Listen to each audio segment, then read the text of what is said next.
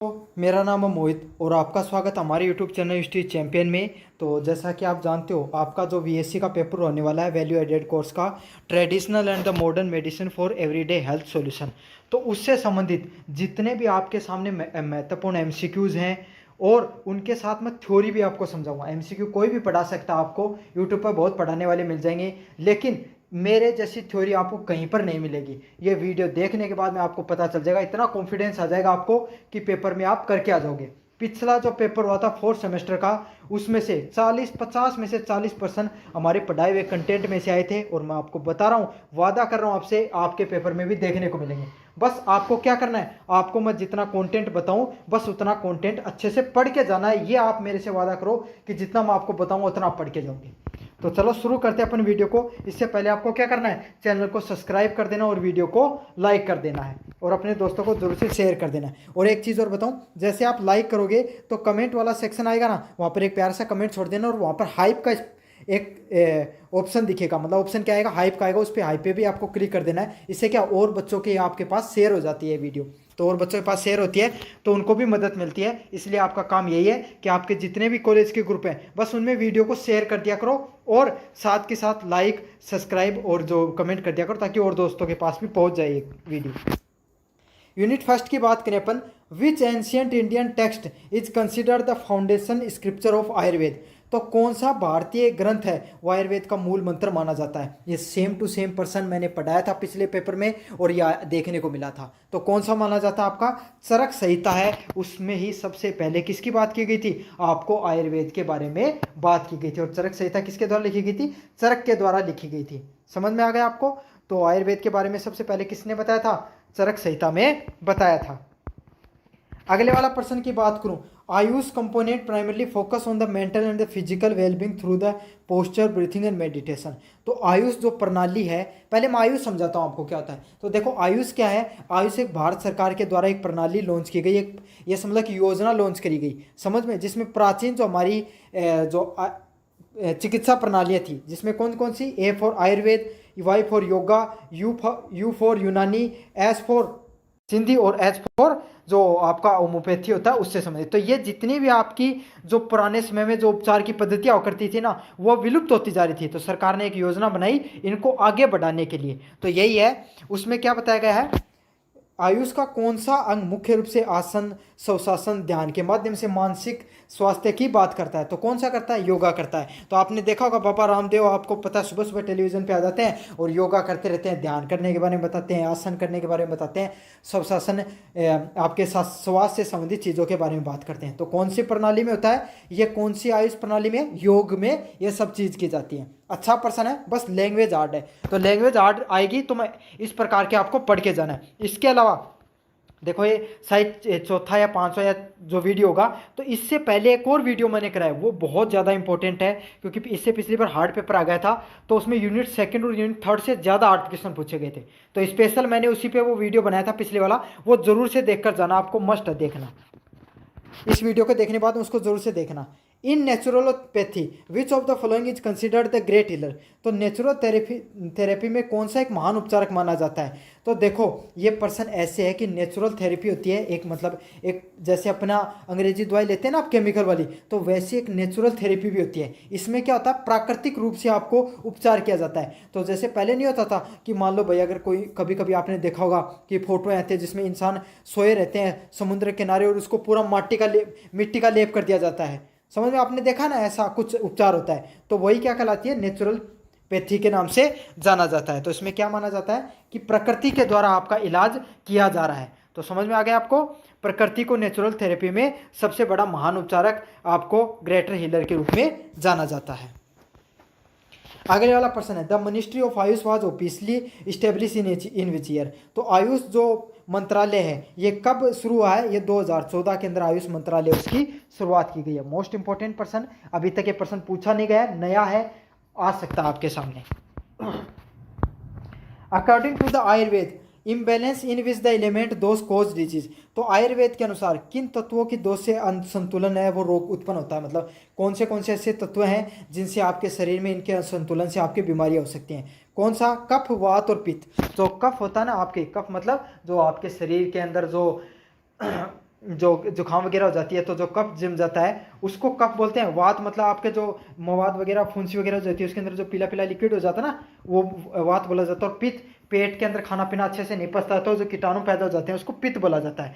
तो यही आपके शरीर के अगर ये 3 चीज़ें बन रही हैं तो इसका मतलब यही है कि आपको बीमारी होने वाली है या बीमारी हो सकती है।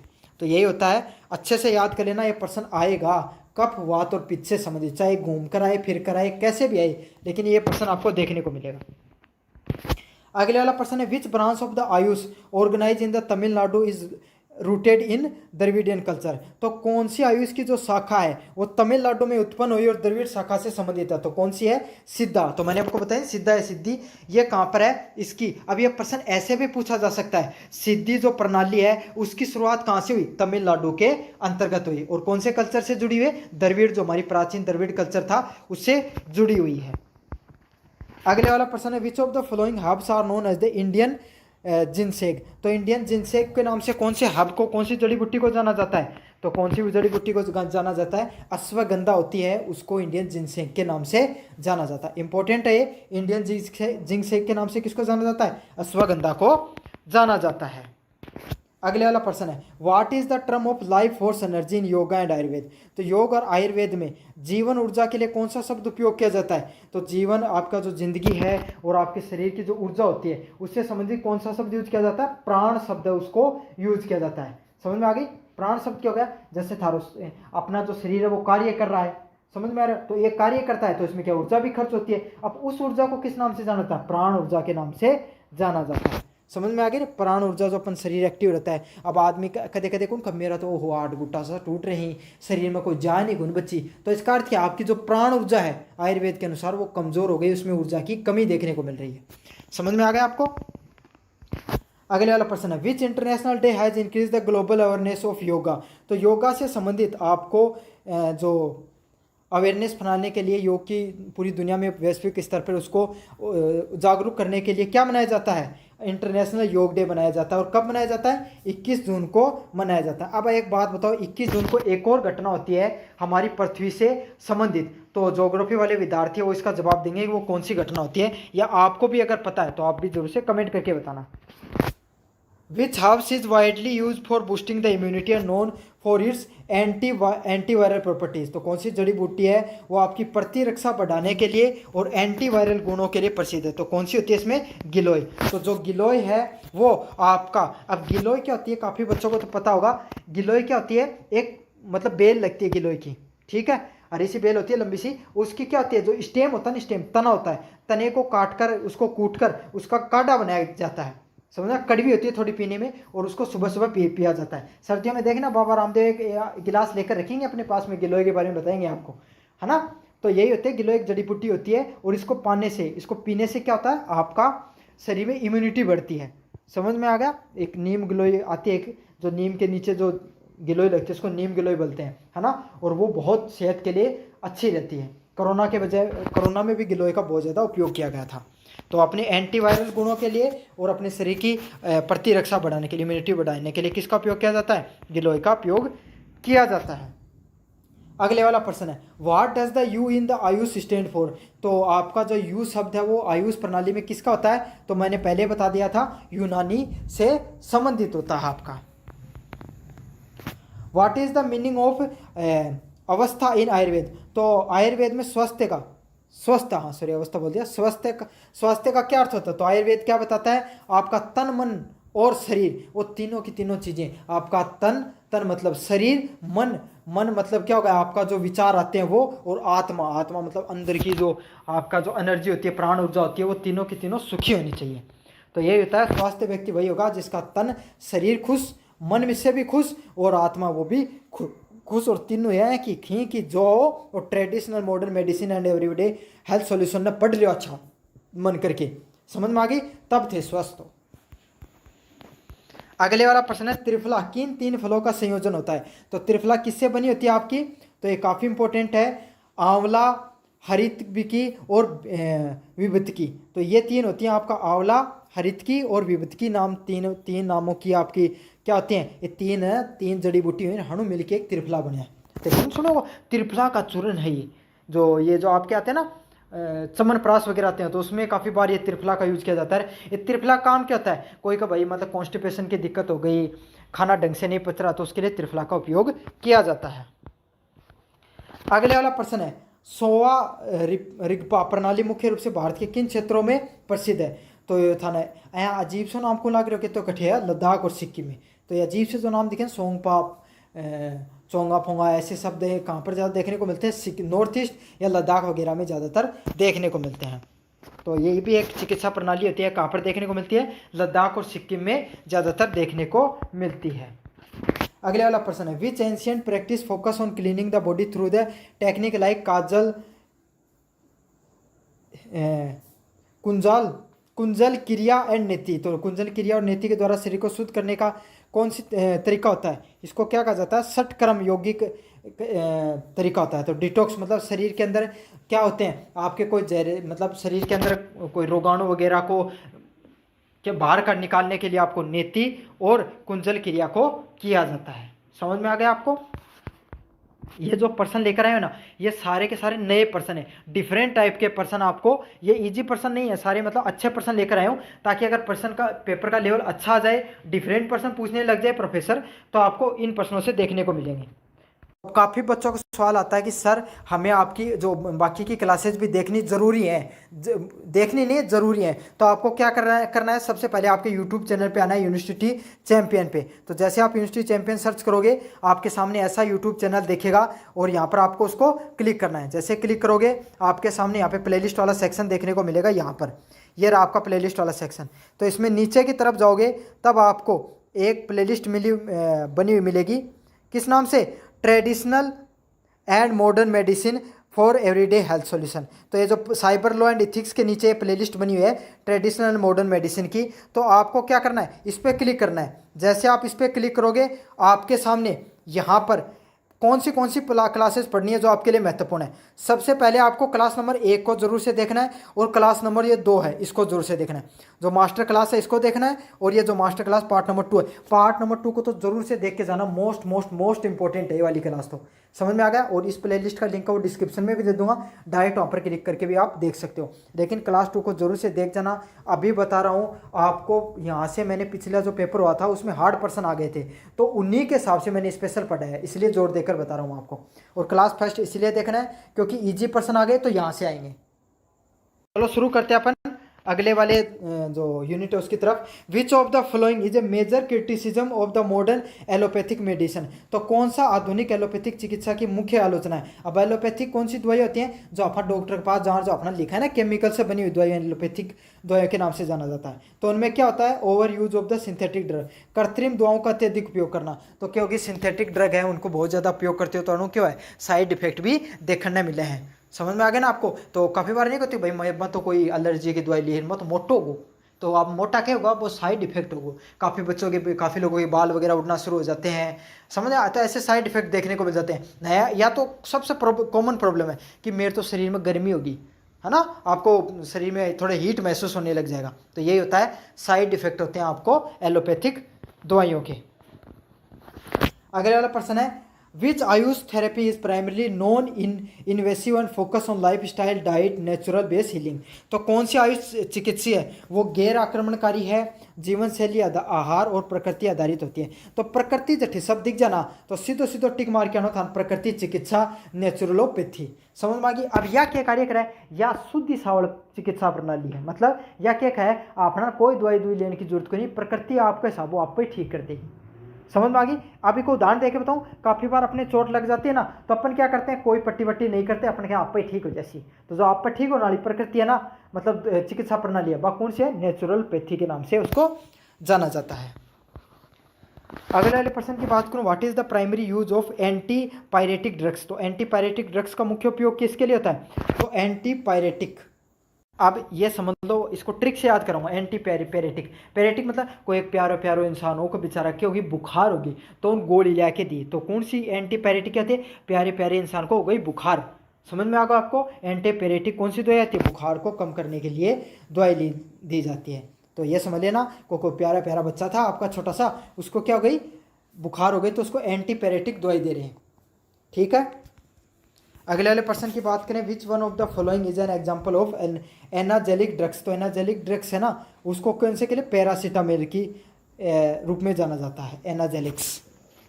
तो इसको इस ट्रिक से याद कर लेना। अन्ना जेलिक को ऐसे याद कर लेना कि अन्ना है, अन्ना नाम का आदमी है, वो सरकारी हॉस्पिटल में दिए गया और उसको कौन सा दी, कौन सी गोली दी, पैरासीटामोल दी। तो अन्ना जेलिक्स को किस नाम से याद करना है, अन्ना नाम का व्यक्ति है, वो हॉस्पिटल में गया, सरकारी हॉस्पिटल में, और उसको कौन सी दवाई दी, एना जेलिक्स से दवाई दी है। तो आपको पता है भाई सरकारी हॉस्पिटल में पैरासीटामोल सबसे ज़्यादा दी जाती है, समझ में आ गया। तो एना जेलिक्स को इस तरीके से याद कर लेना। कुछ ट्रिक भी बता दूंगा, इससे आपको बहुत हेल्प हो जाएगी। Which vitamin deficiency cause the rickets in children. तो बच्चों में जो रिकेट्स की बीमारी होती है वो किससे संबंधित होता है, विटामिन डी के से मिलती है।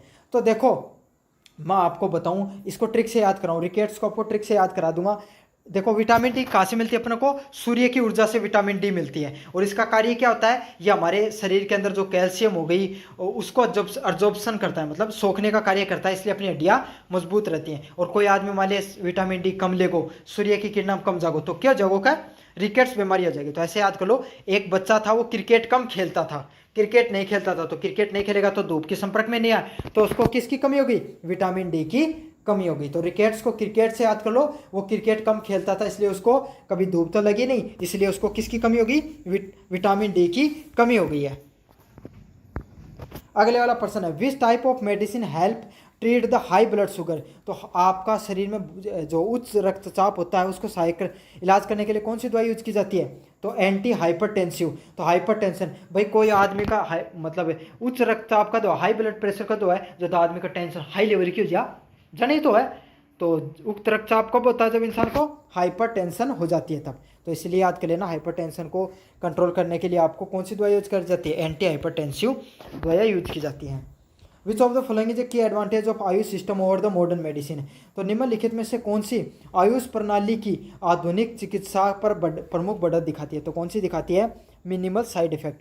तो जो आयुष प्रणाली है ये क्या, जो प्राकृतिक अपनी जो चिकित्सा की प्रणाली होती थी, इनका क्या फ़ायदा होता था, ये आपके शरीर पे कम से कम साइड इफेक्ट दिखाती थी। तो यही होता है आयुष प्रणाली का, ये फायदा है कि इसमें साइड इफेक्ट बहुत कम होते हैं आपके शरीर पे, समझ में आ गया, और जड़ से बीमारियों को खत्म करने का कार्य करती हैं।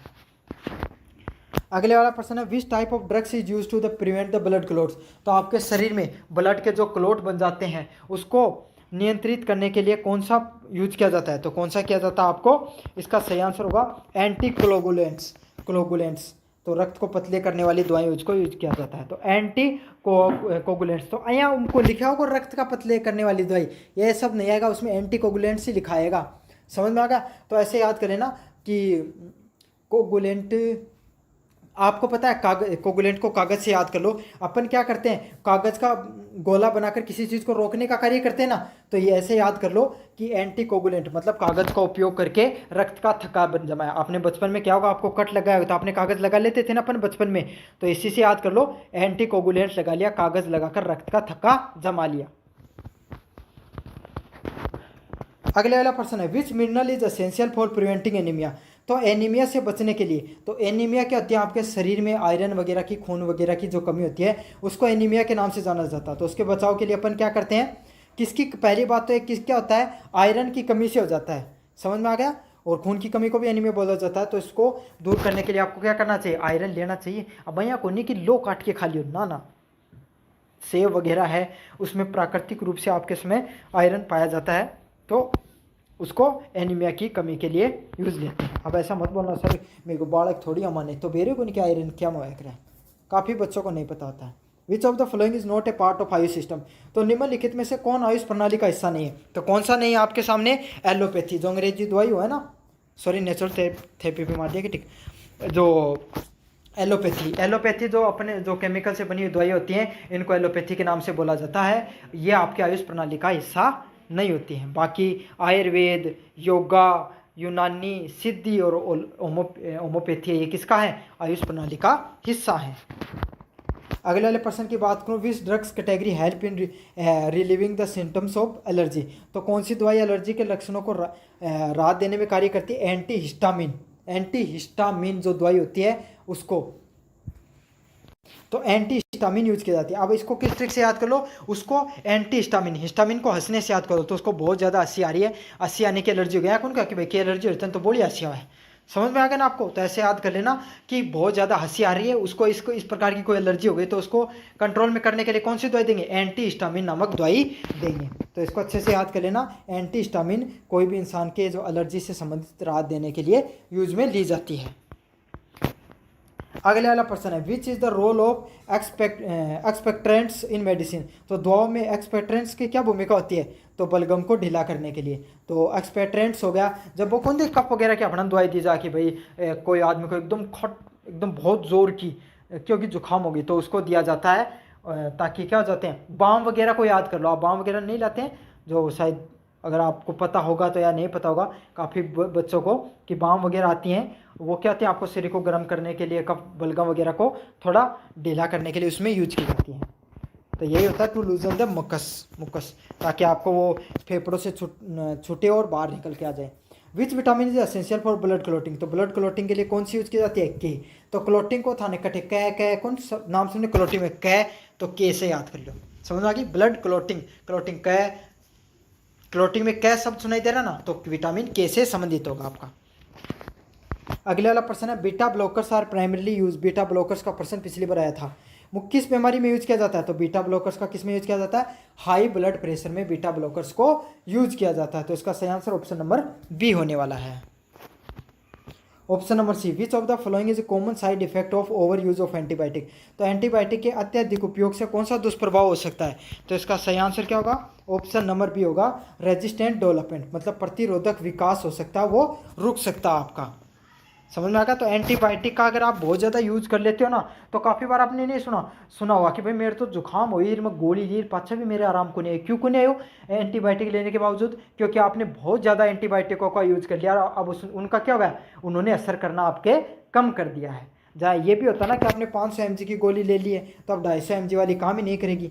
अब आप में से बस 1 मिनट के लिए एक्स्ट्रा चीज़ बताता हूँ, काफ़ी बच्चे ऐसे कहते हैं ना कि सर मैं तो सरकारी हॉस्पिटल में गया और मारता हूँ, आराम ही को नहीं है। समझने क्यों नहीं आता है सरकारी में, क्योंकि सरकारी हॉस्पिटल में आपको थोड़े कम mg की गोलियां दी जाती हैं। प्राइवेट इसको हॉस्पिटल वाले क्या करते हैं, जल्दी आराम आने के लिए आपको ज़्यादा mg की गोलियां दे देते हैं, इसलिए क्या हो जाता है आपका जल्दी आराम तो आ जाता है लेकिन नुकसान होता है। सरकारी हॉस्पिटल में आप दवाई लेके आओगे उसमें थोड़ा लेट आराम आएगा, क्यों, क्योंकि कम mg की गोलियाँ लेकिन आपको सेहत के लिए कम नुकसानदायक होती हैं। अगले वाले यूनिट की तरफ बढ़ें, आपका which natural component is use has a precursor for the synthesis of steroid hormones precursors. तो निम्न कौन सा प्राकृतिक यौगिक स्टेरॉयड हार्मोन को संश्लेषण के लिए पूर्वगामी के रूप में यूज किया जाता है, तो कौन सा यूज किया जाता है, डाइसोजेनिन। तो डाइसोजेनिन नामक एक जो स्टेरॉयड को संश्लेषण करने के लिए बनाया जाता है। तो स्टेरॉयड एक प्रकार का मेल हार्मोन होता है जो मेल के होता है ना, मेल होता है पुरुष के लिए, हाँ पुरुष हार्मोन होता है, जिसका कार्य क्या होता है, उसके जो मसल्स बनती है ना उसमें बनाने का भी कार्य करता है, और साथ के साथ जो आपका जो सेक्स हार्मोन के रूप में भी इसको जाना जाता है। तो इसको डाइसोजेनिन के द्वारा उसको बनाया जाता है। मतलब ये जो जिम वाले लेते हैं ना अपने शरीर में अच्छा तगड़ा शरीर बनाने के लिए, तो जो स्टेरॉयड होता है इससे आपके मसल्स भी बनते हैं। तो काफ़ी लोग स्टेरॉयड लेते हैं, वो किससे बना होता है, डाइसोजेनिन से बना रहता है।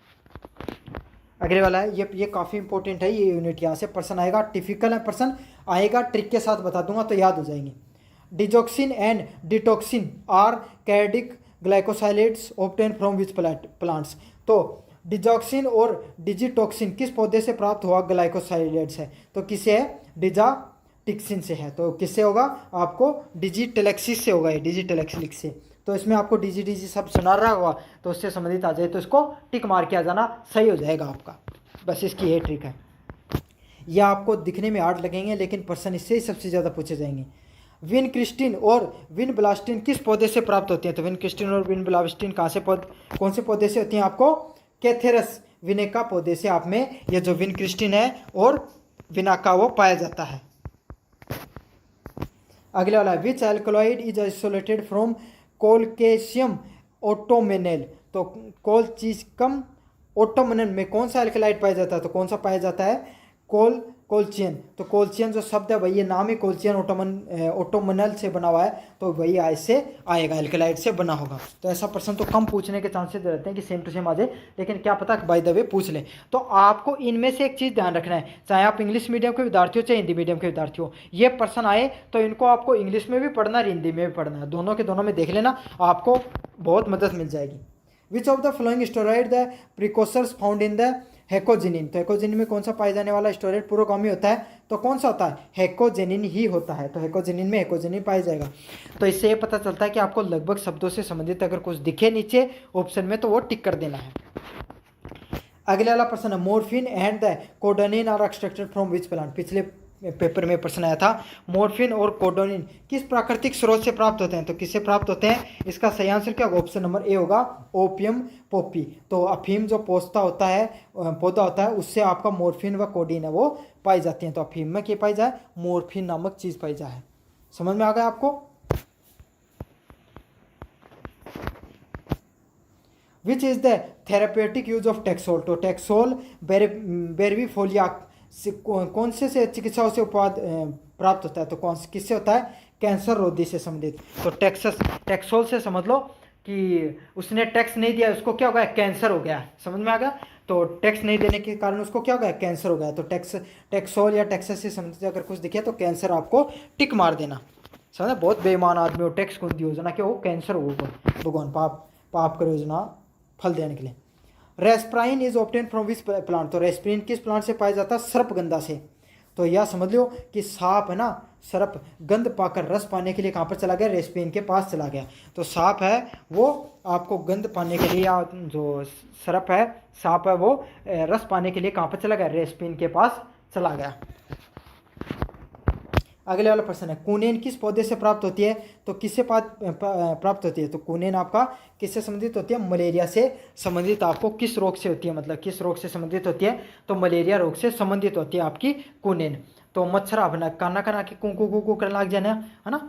तो इस तरीके से याद कर लो, कुनेन आपको मलेरिया से संबंधित होती है। क्यों, मलेरिया किससे होता है, मच्छर से होता है। और कौन से मच्छर से होता है आपको ये जरूर से बता देना कमेंट बॉक्स में।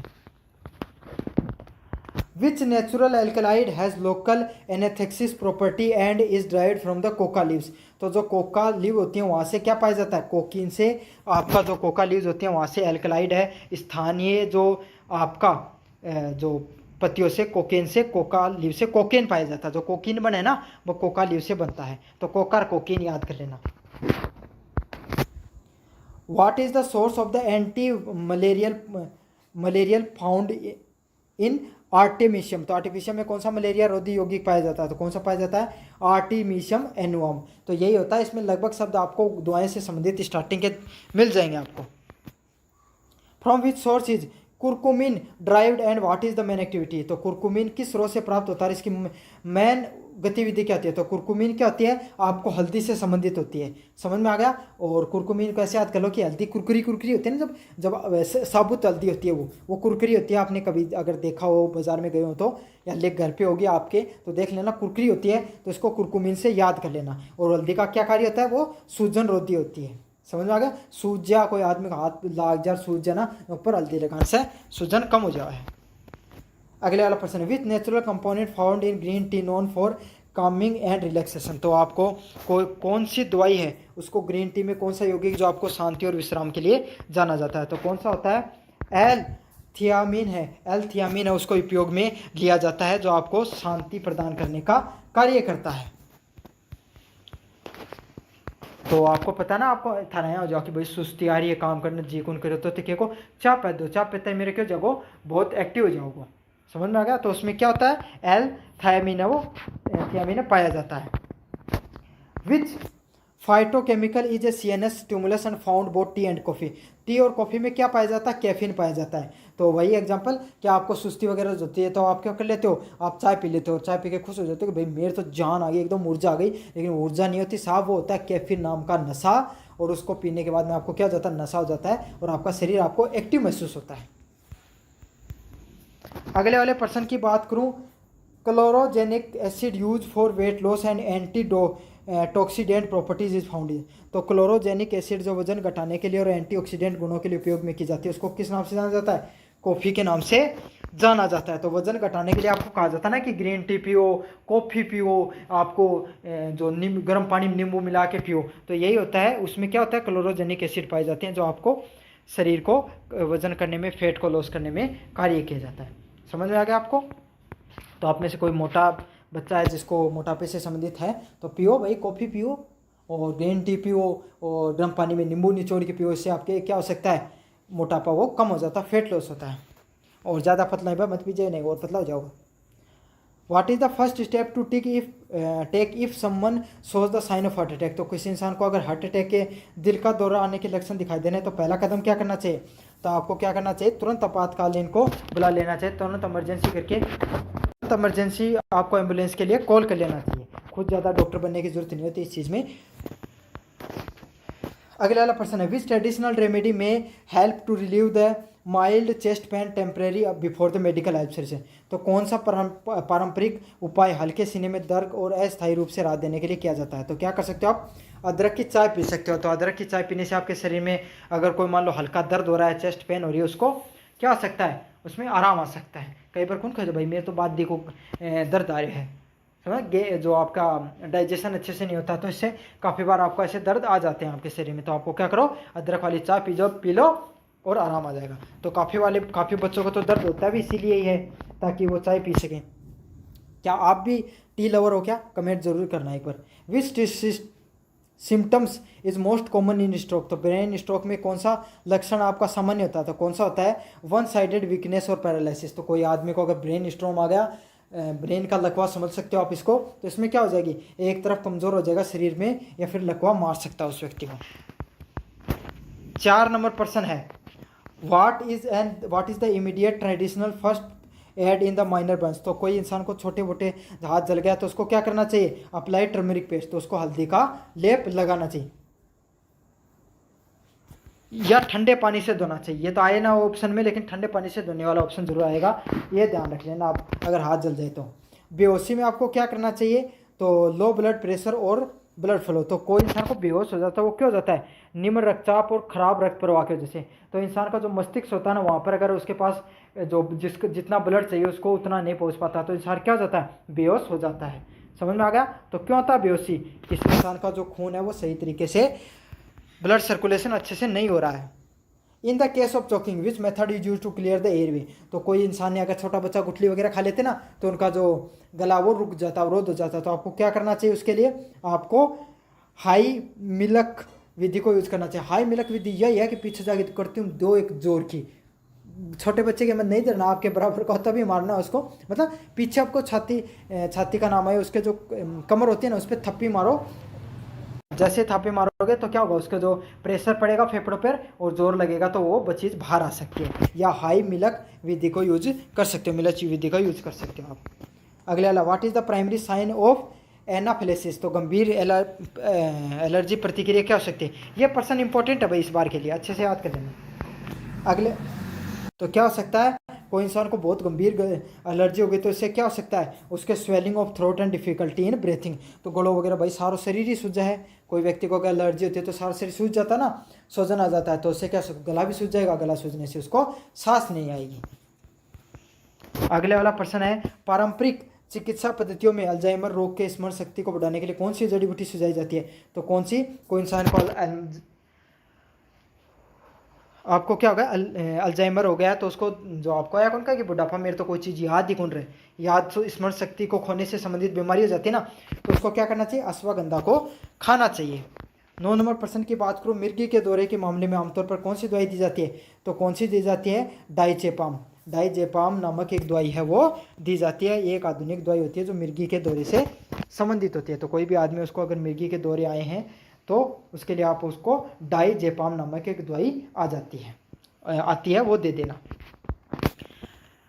दे तो के देगा थे, याद कर लियो, पेपर में आप प्रश्न आओ तो कर दियो।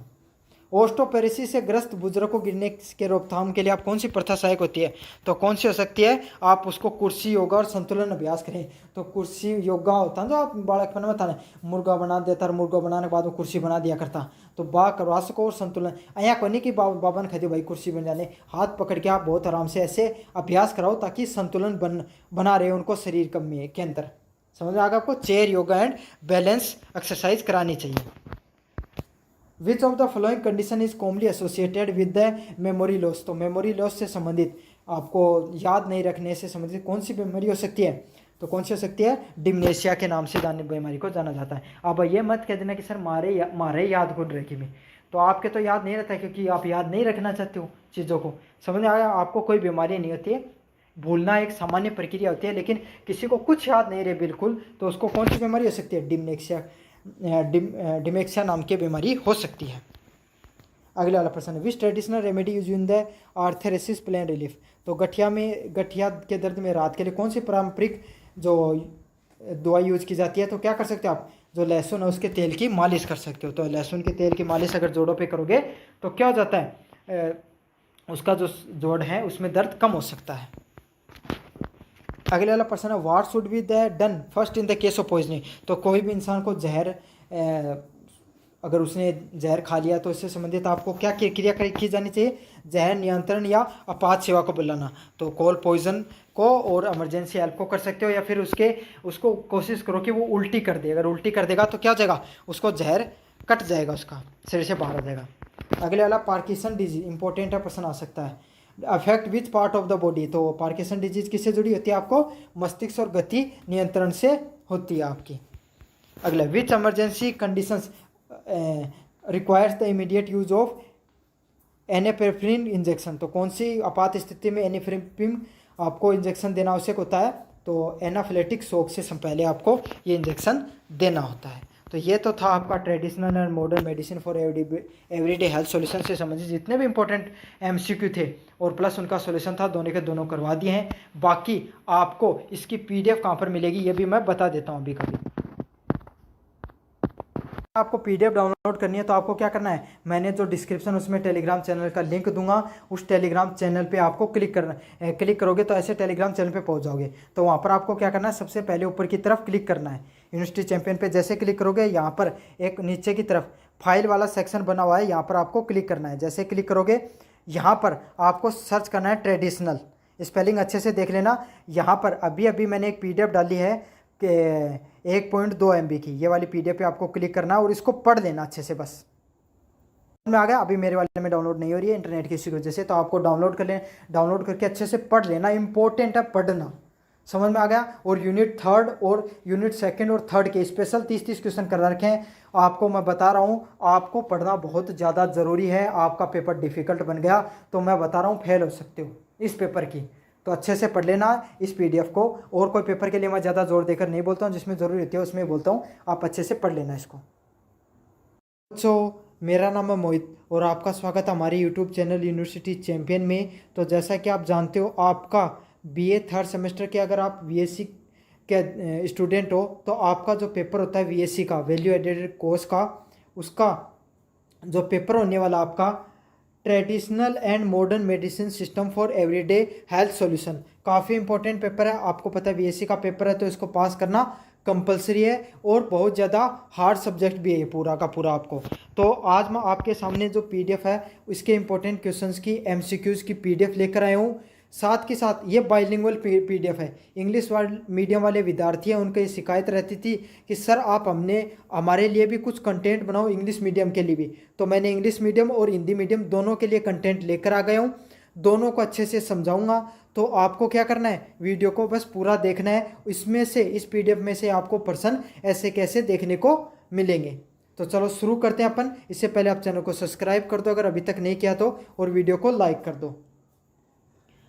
अपना पहला प्रश्न है, what ancient Indian text is considered the fundamental scriptures of Ayurveda. तो आयुर्वेद का मूल ग्रंथ कौन सा माना जाता है? तो इसका अर्थ यही है कि आयुर्वेद को सबसे मूल ग्रंथ कौन सा था आयुर्वेद का। तो आयुर्वेद का मूल ग्रंथ है वो किसको माना जाता है? चरक संहिता को माना जाता है, जिसने चरक ने लिखा था आयुर्वेद के बारे में। ठीक है, तो सबसे मूल ग्रंथ है वो आयुर्वेद के बारे में पहली बार हमें पता चलता है चरक के द्वारा। चरक ने अलग अलग चीज़ों के बारे में लिखा है। शल्य चिकित्सा भी थी उसके अंदर, आयुर्वेद भी था, कैसे प्राचीन समय के अंदर लोग अपनी जड़ी बूटियों से इलाज करते थे। तो इसका सही आंसर होगा ऑप्शन नंबर बी है। अगले वाला प्रश्न है what does Ayush stand for. तो आयुष का क्या मतलब होता है। तो आयुष है वो भारत सरकार के गवर्नमेंट के द्वारा 2015 के अंदर एक स्कीम लॉन्च करी गई थी, आयुष स्कीम। तो उसके अंदर जो भारतीय प्राचीन पद्धतियां हैं जो उपचार की, उसको सपोर्ट करने के लिए, उसको आगे बढ़ाने के लिए इस पद्धति को, इस जो स्कीम है उसको लॉन्च किया गया था।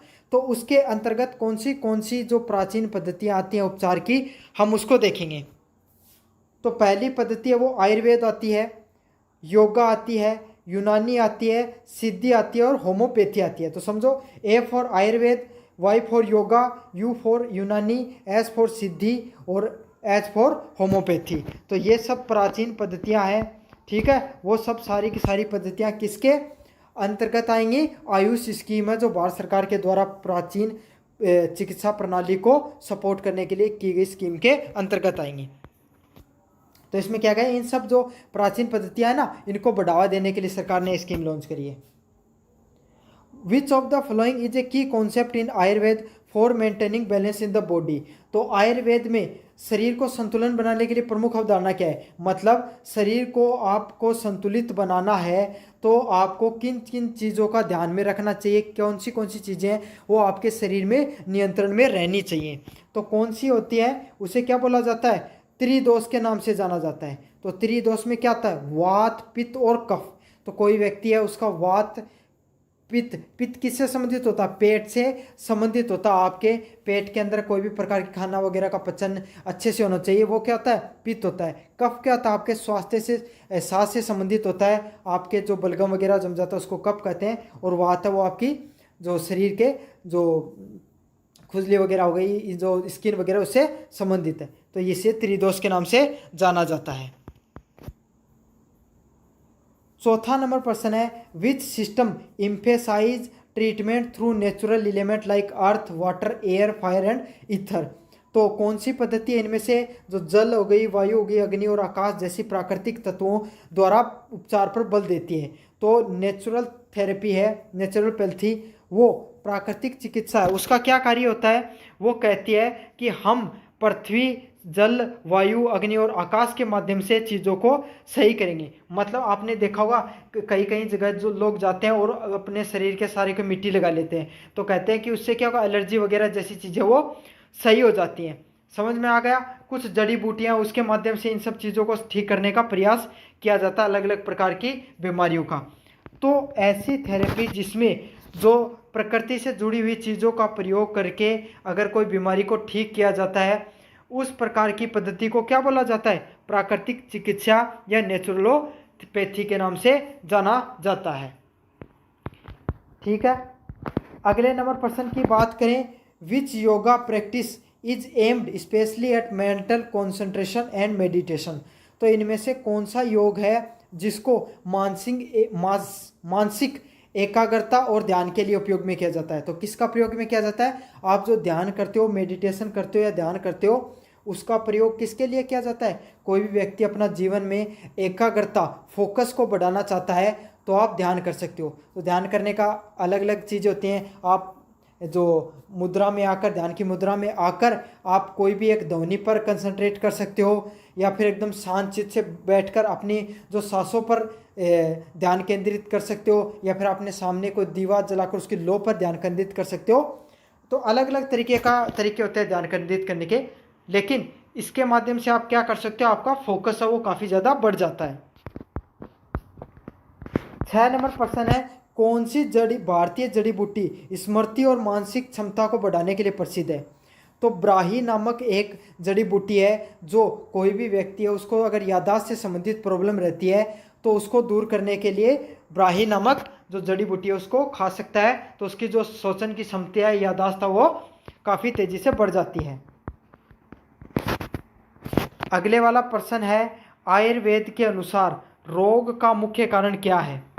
ठीक है, what is the primary cause of disease according to the Ayurveda. तो आयुर्वेद के अनुसार रोग का प्रमुख कारण क्या होता है, दोषों का असंतुलन, इम्बैलेंस ऑफ डोसेस। दोष का असंतुलन क्या होता है, मतलब आपका आहार है, समझ में आ गया, आपकी जो दैनिक जीवन क्रिया वो उसमें परिवर्तन हो गया है। जैसे कि आप हर कुछ जो आपके मन में आ रहा है वो आप खाने लग गए, आपने समय पर नींद पूरी नहीं की तो आप किसका शिकार हो जाओगे, बीमारी का शिकार हो जाओगे।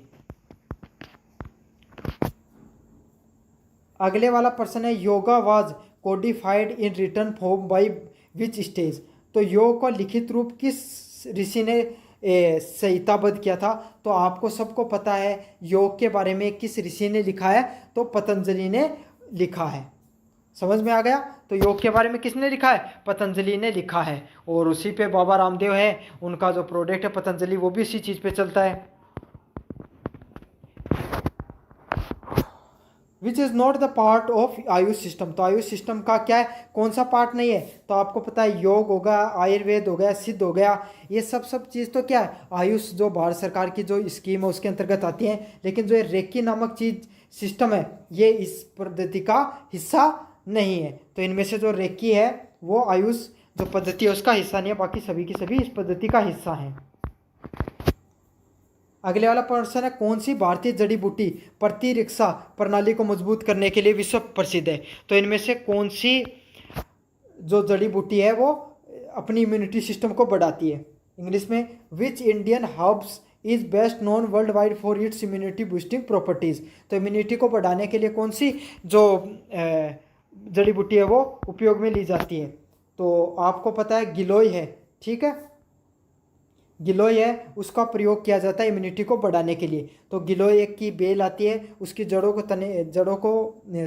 तने को अपन क्या पानी में डालकर काढ़ा बनाकर पीते हैं, उससे क्या होती है आपकी इम्यूनिटी बूस्ट होती है। इससे क्या फ़ायदा होता है, आपके शरीर में जो खांसी हो गई, जुकाम हो गई, या फिर आपके शरीर के अंदर या कोई भी प्रकार के रोग जल्दी लग जाते हैं, उससे आपकी इम्यूनिटी बढ़ती है। और गिलोय को आपको पता है अमृता नाम से जाना जाता है।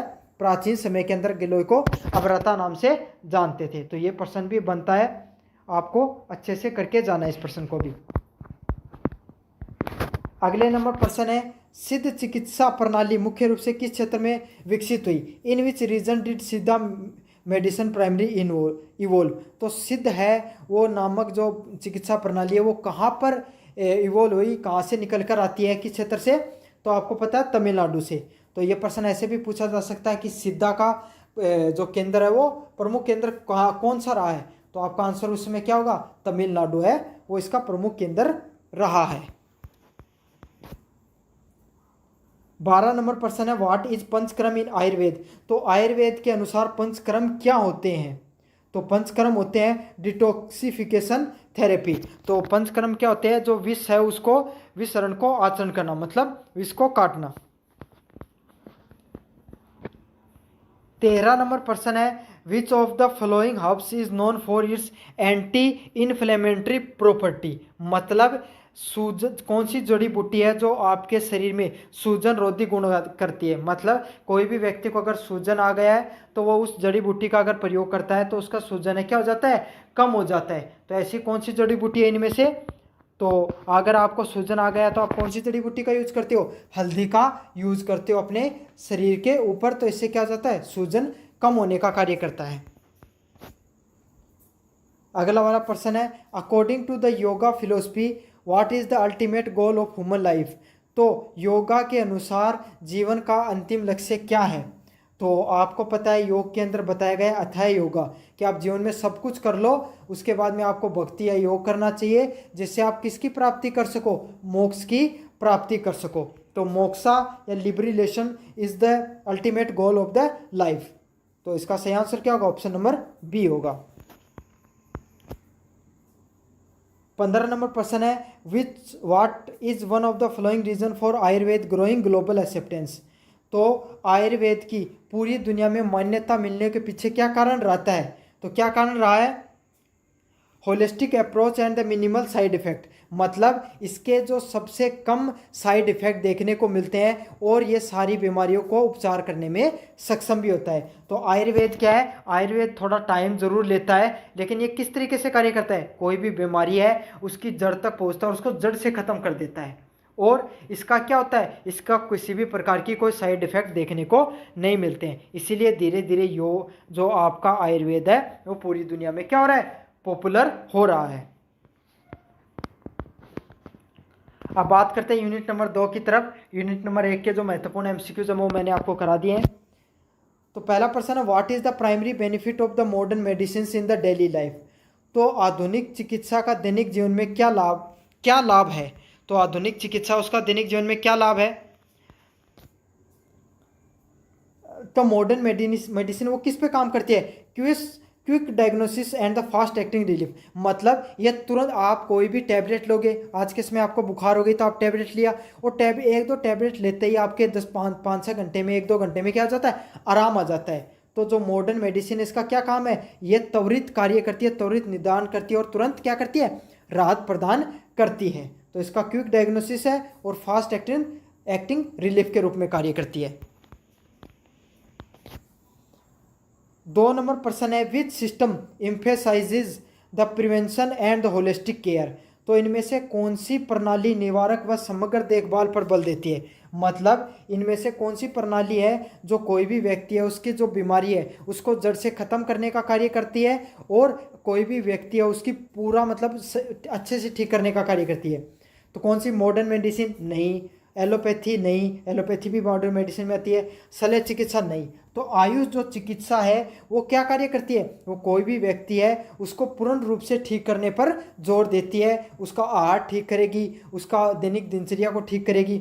जैसे कि आपने आयुर्वेद से कोई इलाज कराया तो सबसे पहले आपको डॉक्टर दवाई देगा, दवाई के साथ क्या कहेगा, आपको इन तीन चीज़ों को नहीं खाना है, तेल नहीं खाना है, खटाई नहीं खानी है, इन सब चीज़ों का ध्यान रखना है, ठंडे पानी में नहीं जाना है, समय पर सोना है।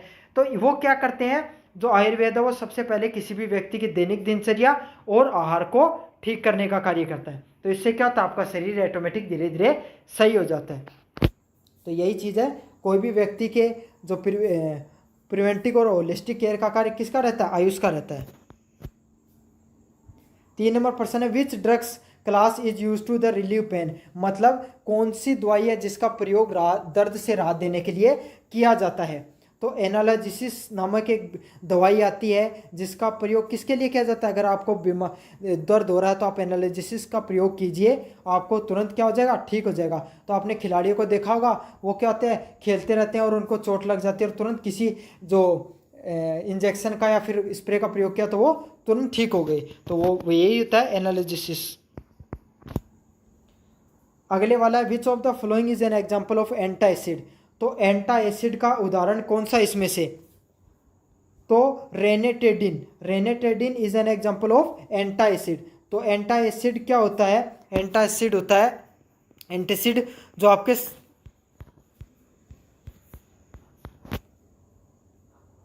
5 नंबर प्रश्न है which drugs are use to treat the bacterial infection. तो कोई भी व्यक्ति है उसको जीवाणु का संक्रमण हो गया तो उसको कौन सा यूज करना पड़ता है, कौन सा बैक्टीरिया को यूज करना पड़ता है। तो जीवाणु संक्रमण को ठीक करने के लिए मैं एंटीबायोटिक लेते हैं। तो आपने काफ़ी पॉपुलर नाम है एंटीबायोटिक दवाइयों का, जो क्या होता है आपके वायरल वगैरह हो जाते हैं तो एंटीबायोटिक दवाइयाँ आपको काफ़ी बार दी जाती हैं। तो बैक्टीरिया की जो रोग होता है उसी को काट करने का कार्य कौन करता है, एंटीबायोटिक होती हैं वो काम करती है, लेकिन वायरस जनित बीमारियाँ होती हैं उस पर एंटीबायोटिक काम नहीं करती हैं। 6 नंबर प्रश्न है which category includes drugs like ibuprofen and aspirin.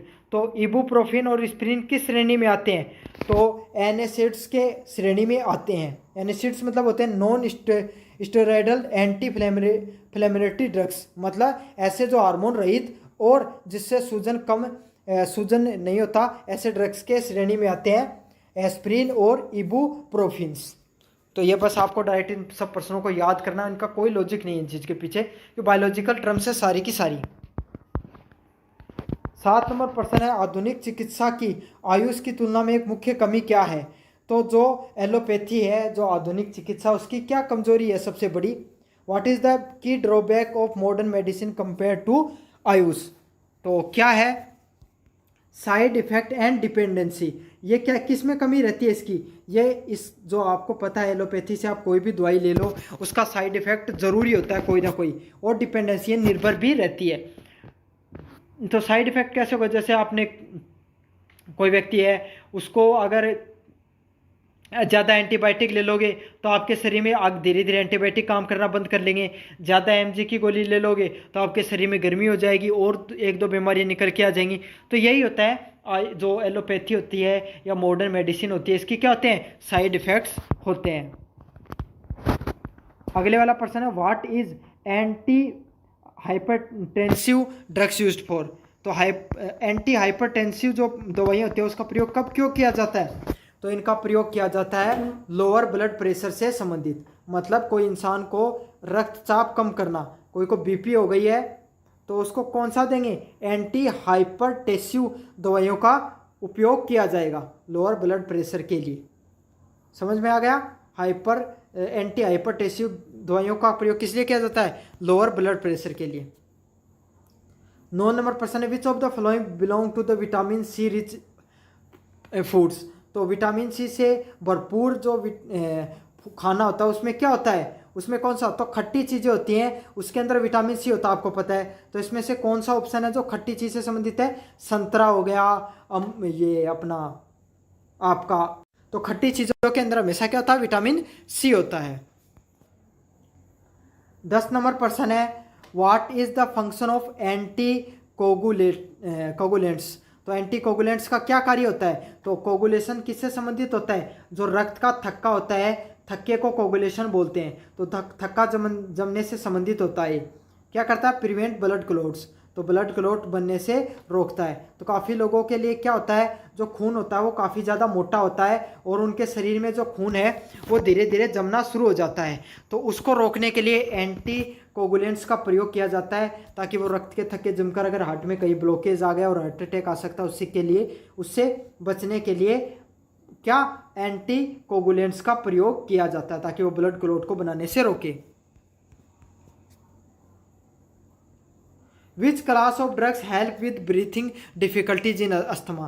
तो दमा में सांस की तकलीफ में कौन सी दवा सहायक होती है, तो कौन सी दवा सहायक होती है, उसको क्या बोला जाता है, बोला जाता है ब्रोंकोडायलेटर्स। तो ब्रोंकोडायलेटर वो नहीं देखा आपने, पंप जिसको अपन बोलते हैं, जो कोई अस्थमा वाला बीमार होता है उसको क्या दिया जाता है, उस पंप को खींचने के लिए दिया जाता है, तो उसे क्या बोला जाता है, ब्रोंकोडायलेटर्स के नाम से जाना जाता है। 12 नंबर प्रश्न है, which vitamin is essential for bone health. तो आपको पता है बोन हेल्थ के लिए कौन सी विटामिन आवश्यक होती है, विटामिन डी है वो आवश्यक होती है। तो कोई भी व्यक्ति है जिसको अगर उसकी बोन है वो कमज़ोर होने लगी है, कट कट के आवाज़ आने लगी है, तो उसको कौन सी विटामिन खानी चाहिए, विटामिन डी खानी चाहिए ज़्यादा से ज़्यादा। और विटामिन डी किस में होती है, सूरज की किरणों में होती है। तो इसलिए कहा जाता है व्यक्ति को, जो सूरज जब उगता है तो उसकी थोड़ी देर हमेशा जो धूप है वो लेनी चाहिए। What is the primary use of sedatives. तो सेडेटिव्स का मुख्य उपयोग क्या होता है, तो सेडेटिव्स होते हैं उनका मुख्य उपयोग क्या होता है, एंजाइटी एंड इंड्यूस्ड स्लीप। ये क्या करता है, चिंता कम करता है और नींद लाने का काम करता है। तो आपने देखा होगा जिनको चिंता ज़्यादा रहती है, दिमाग में अलग अलग प्रकार के थॉट आते हैं, उनको क्या करता है, डॉक्टर नींद की दवाई दे देता है, और उस नींद की दवाई को क्या बोलते हैं, सेडेटिव्स बोलते हैं। अगले वाला प्रश्न है, इम्यूनोप्रेसिव्स दवाएं drugs are commonly prescribed for. तो इन सब दवाओं का प्रयोग कहाँ किया जाता है, तो प्रिवेंट ऑर्गन्स ट्रांसप्लांट रिजेक्शंस। तो अंग प्रत्यारोपण अस्वीकृति को रोकने के लिए इन सब का प्रयोग किया जाता है। Which approach is better for chronic lifestyle disease like diabetes and hypertension.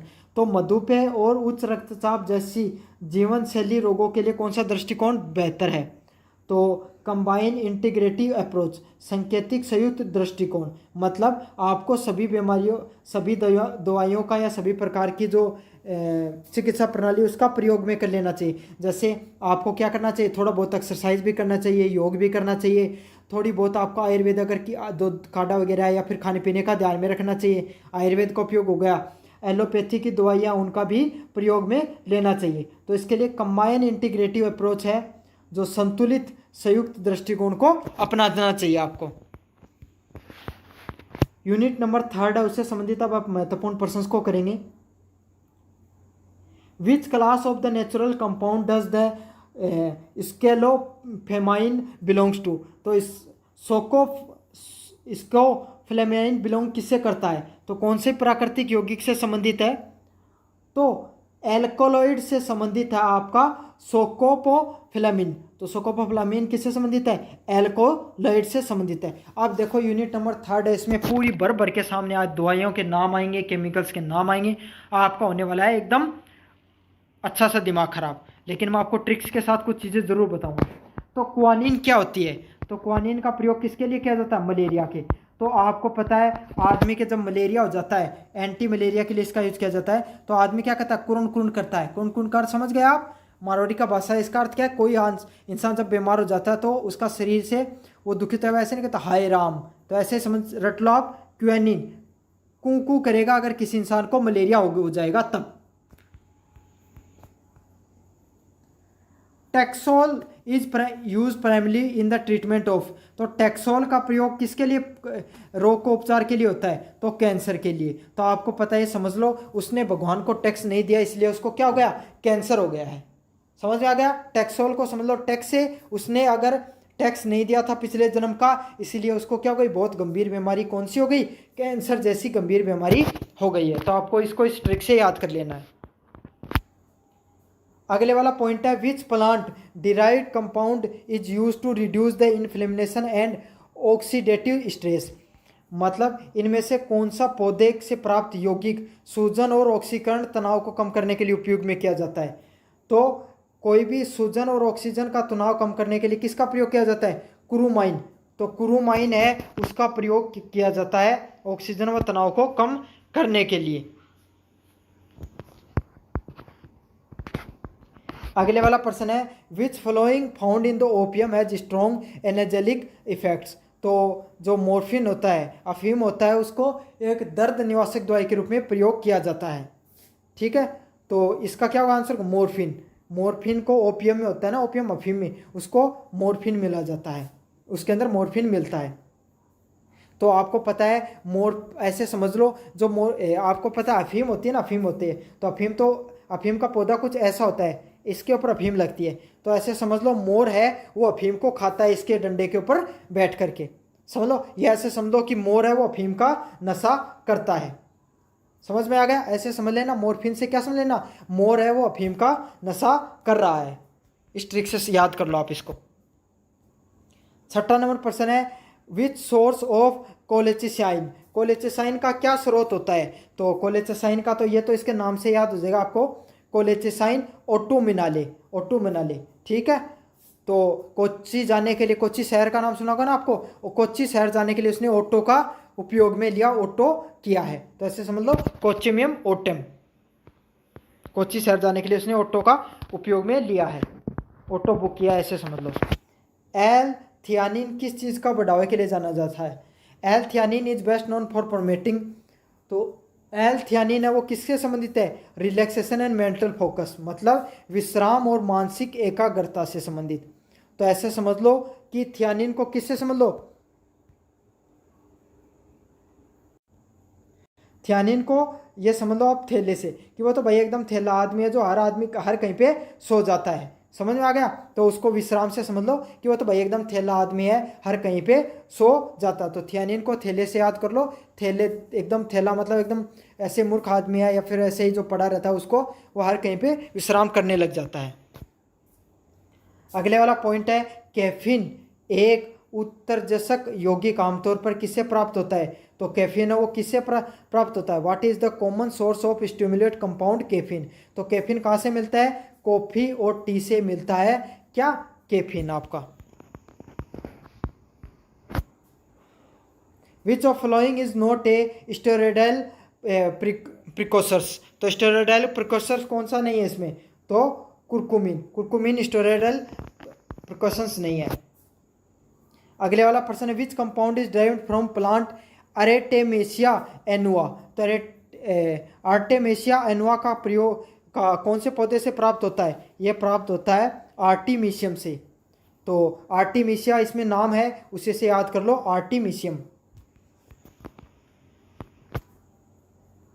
11 number प्रश्न है which compound help in preventing chemotherapy induce neutropenia. तो निम्नलिखित में से कौन सा यौगिक कीमियोथेरेपी से उत्पन्न न्यूट्रोपीनिया को रोकने में मदद करता है? तो टैक्सोल है वो न्यूट्रोपीनिया को रोकने में मदद करता है। तो टैक्सोल से याद कर लो न्यूट्रोपीनिया का।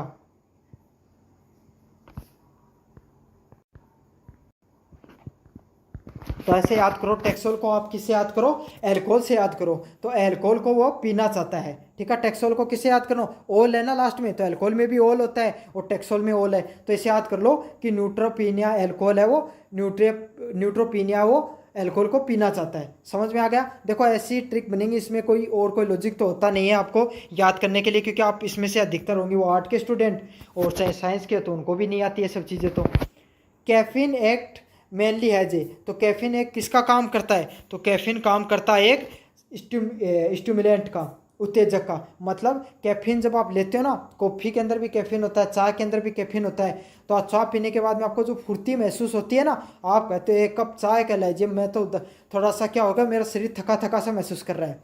तो चाय पीने के बाद में आप में एकदम ऊर्जा आ जाती है। वो कैसे आ जाती है, क्योंकि चाय के अंदर क्या होता है, कैफीन होता है, और कैफीन एक उत्तेजक होता है, समझ गए, जो आपके शरीर के अंदर ऊर्जा भर देता है। एक वो भी एक नशा ही होता है कैफीन के अंदर भी। अगले वाला प्रश्न है, the alkaloids atropines is clinically used for. तो एल्केलाइड एट्रोपिन की चिकित्सक उपयोग किसके लिए किया जाता है। तो आपको पता है एल्केलाइड एट्रोपिन का प्रयोग किसके लिए किया जाता है, आई एग्जामिनेशन के लिए उपयोग में लिया जाता है। अगले वाला है, chlorogenic acids is known for which property. तो क्लोरोजेनिक एसिड है, उसका क्या गुण होता है, तो क्लोरोजेनिक एसिड है उसका क्या गुण है, वो एंटीऑक्सीडेंट का कार्य करता है। समझ में आ गया। तो क्लोरोजेनिक एसिड है, उसका कार्य क्या था, वो एंटीऑक्सीडेंट के रूप में कार्य करता है। रेस्प्रिन किस न्यूरोट्रांसप्लांट को प्रभावित करता है। तो जो रेस्प्रिन है ये किससे संबंधित होगा, डोपामिन से संबंधित होगा। तो डोपामिन आप समझ में आ गया क्या होगा, आपके जो अच्छी फीलिंग आ रही है, गुस्सा आ रहा है आपको, कभी इमोशनल हो गए, कभी आपको कॉमेडी मतलब हंसी वाली फीलिंग आ रही है, तो ये सब चीज़ें किससे संबंधित होती हैं, डोपामिन हार्मोन से संबंधित होती हैं। तो ये इसको कंट्रोल करने का काम कौन करता है, एस्प्रिन है वो काम करता है। तो aspirin act as a by affecting its neurotransmitter, किसके, डोपामिन को कंट्रोल करने का कार्य कौन करता है, रेस्प्रिन वो कार्य करता है। तो अब अपन बढ़ते हैं यूनिट नंबर 4 की तरफ, आखिरी यूनिट है ये। What is the immediate action when a person is having a heart attack. तो कोई भी व्यक्ति है उसमें अगर हार्ट अटैक आ गया है तो उसको तत्काल क्या करना चाहिए, तो आपको तत्काल क्या कार्य करना चाहिए अगर के कोई व्यक्ति को हार्ट अटैक आ गया तो उसके लिए। तो आपको क्या करना चाहिए, give aspirin and call emergency services.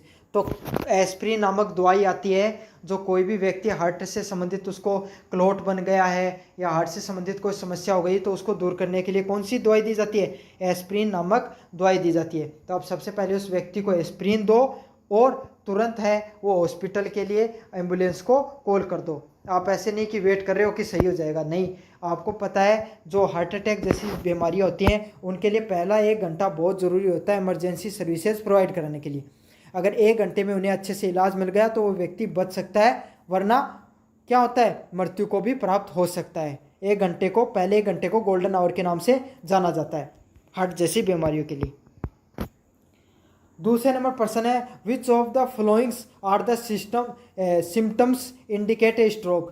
तो कौन से लक्षण है जो स्ट्रोक का संकेत देते हैं। तो कोई व्यक्ति है जिसको हार्ट स्ट्रोक आ गया, ये भी ऐसा ही होता है, तो उसमें क्या क्या संकेत मिलेंगे आपको। तो उसके संकेत होते हैं अस्पष्ट बोलना व चेहरे का झुकना। तो अगर कोई व्यक्ति को हार्ट स्ट्रोक आ रहा है तो इसका मतलब क्या है, वो उसकी बोली है वो लड़खड़ाने लग जाएगी और उसका चेहरा आगे की तरफ झुक जाएगा और शरीर है वो स्थिर पड़ना शुरू हो जाएगा, मतलब एकदम सुन्न आने लग जाएगी उस व्यक्ति को। तो ऐसे लक्षण अगर आपको कोई भी व्यक्ति के अंदर दिखाई दे अचानक से तो समझ लेना उसको हार्ट स्ट्रोक आया है और आपको उसको मेडिकल सहायता देनी चाहिए। तो इसमें क्या होगा, slurred speeches and facial dropping. 3 number प्रश्न है, first aid for a bleeding wound indicates. तो खून बहने वाली चोट का प्राथमिक उपचार क्या होता है। तो अगर कोई भी जगह पर आपके कट लग गया और खून बह रहा तो आप क्या करोगे, उसके ऊपर आपको कोई कपड़ा बांध देना है या दबाव लगा देना है ताकि वो खून है बहने से रुक जाए। तो आपको क्या करना है, उसको applied pressure with a clean cloth, मतलब साफ कपड़े से उस पर क्या करना, आपको दबाव डालना है ताकि गंदगी, ऐसा नहीं गंदा कपड़ा नहीं लेना, गंदा कपड़ा लोगे तो इससे क्या होगा, बैक्टीरिया वगैरह फैलने का चांस रहता है और रिएक्शन होने का चांसेस रहते हैं। साफ कपड़ा लेना है और उससे दबाव से उसको दबा दो ताकि ब्लड क्लोटिंग है वो हो जाए और ब्लड है उसका फ्लो रुक जाए। ठीक है, अगले वाला प्रश्न है, छोटे which natural item is traditionally use to the soothe minor burns. तो छोटे जलने के घावों को शांत करने के लिए किस पारंपरिक रूप का उपयोग में किया जाता है, तो एलोवेरा जेल का। तो अगर आपके कोई छोटा मोटा अगर जलन हो गई या जल गया आपका हाथ वगैरह, तो आप किसका, कौन से प्राचीन जड़ी बूटी का प्रयोग में करते थे लोग, तो किसका प्रयोग करते थे, एलोवेरा का। तो एलोवेरा का जो पौधा था उसका रस होता है वो थोड़ा सा लगा लोगे तो आपको बहुत ज़्यादा शांति मिल जाएगी। और अगर आपके जलन वगैरह की समस्या होती है, अगर हाथ वगैरह जल जाए तो आप उसको क्या कर सकते हो, ठंडे पानी से भी धो सकते हो ताकि आपका जो हाथ है वो जला है, वहाँ पे जो मसल्स है वो एक्टिव हुई और थोड़ी कूल डाउन हो जाए और आपका जो जलन है वो ब्रेन है वो आपको थोड़ी कम महसूस हो। तो पता चल गया आपको क्या करना चाहिए, ठंडे पानी से धोना चाहिए और एलोवेरा जेल का भी प्रयोग आप कर सकते हो इसके अंदर। अगला नंबर प्रश्न है, what is the common cause of choking in childrens. तो बच्चों में घुटन की समस्या का कारण क्या होता है, तो इंजेक्टिंग स्मॉल टॉयज और फूड। तो आपको पता, आपने भी बचपन में कभी ना कभी कोई ऐसी चीज़ निगल ली होगी जिसके वजह से आपका गला वो चोक हो गया होगा। कैसे बच्चों को रुपए नहीं देते हैं क्योंकि कहते हैं कि वो निगल जाएगा, या फिर कोई कॉइन या कोई गुठली वगैरह हो गई बेर की वो निगल गया होगा। तो यही होती है बच्चों के अंदर जो चोकिंग की समस्या बहुत ज़्यादा देखने को मिलती है, क्योंकि बच्चों को नासमझ होते हैं, उन्हें ज्ञान नहीं होता और वो क्या कर लेते हैं, छोटे छोटे कोई टॉयज़ हो गया, फूड आइटम हो गया, उसको क्या कर लेते हैं, अपने इंजेक्ट कर देते हैं। और उनकी फूड पाइप होती है वो भी क्या होती है, उतनी डेवलप नहीं होती है, छोटी रहती है, तो चीज़ें फंस जाती हैं उनकी गले में। छठा नंबर प्रश्न है, what is the immediate response of fainting. तो बेहोश होने पर तुरंत तत्काल क्या करना चाहिए, तो जो व्यक्ति बेहोश हो गया उसको let them down and raise their leg. तो कोई भी व्यक्ति है उसको लिटा देना चाहिए और उसके पैर ऊपर कर देने चाहिए। तो कोई व्यक्ति है अगर वो बेहोश हो जाता तो उसके क्या हुआ, उसके जो दिमाग है, मस्तिष्क है, उसमें खून की सप्लाई है, ब्लड सर्कुलेशन है वो अच्छे से कार्य नहीं कर रहा है, खून मस्तिष्क तक नहीं पहुंच पा रहा है। तो आपको क्या करना है, उसके पैर ऊपर कर देने। तो पैर ऊपर कर दोगे तो खून का फ्लो है वो ग्रेविटी की वजह से कहाँ चला जाएगा, मस्तिष्क में चला जाएगा और उसको बहुत ज़्यादा राहत मिलेगी और वो बेहोशी से बाहर आ जाएगा। समझ में आ गया आपको। छठे नंबर प्रश्न। सातवां नंबर प्रश्न है, सांस फूलने की स्थिति में कौन सी पारंपरिक जड़ी बूटी सहायक हो सकती है। तो कोई व्यक्ति का सांस फूल रहा है तो उसको कौन सी जड़ी बूटी का प्रयोग लेना चाहिए। इंग्लिश में, ट्रेडिशनल हेल्प हर्ब में support the breathing during the shortness of breath. तो कौन सी का यूज कर सकते हो आप, तुलसी का। तो तुलसी है वो श्वास से संबंधित बीमारियों के लिए, इम्यूनिटी को बूस्ट करने के लिए बहुत अच्छी क्या होती है, एक जो जड़ी बूटी है या औषधि है। तो आपके घर में जो तुलसी होती है आपको डेली सुबह सुबह खाली पेट तुलसी के 1 या 2 पत्ता डेली खाना चाहिए। इससे आपकी इम्यूनिटी भी बहुत ज़्यादा बूस्ट होती है। और खाते समय इस बात का ध्यान रखना है कि आपको जीभ पर नहीं रखना है, आपको चबाकर सीधा निगल जाना है जीभ पर रखे बिना, क्योंकि जीभ पर रखोगे तो फट जाएगी आपकी जीभ। 8वां नंबर प्रश्न है, एनाफिलेक्सिस क्या है। तो एनाफिलेक्सिस क्या हुआ है, सेवरल एलर्जिक रिएक्शन।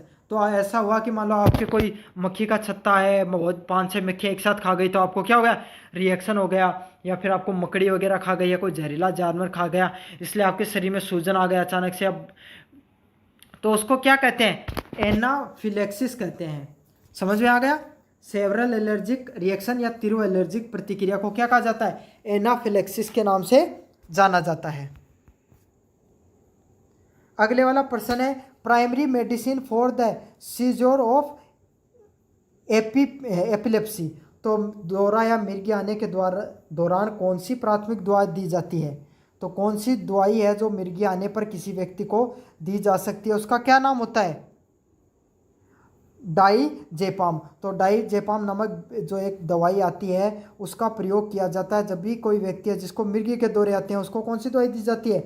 डाइजेपाम की दवाई दी जाती है। तो ऐसे समझ लो उसको दाई को दाई को दाई को दाई से समझ लो, दाई को ना, दाई को क्या आता है? बहुत ज़्यादा मिर्गी आती है, इसलिए उसको डाइपाम दिया जाता है।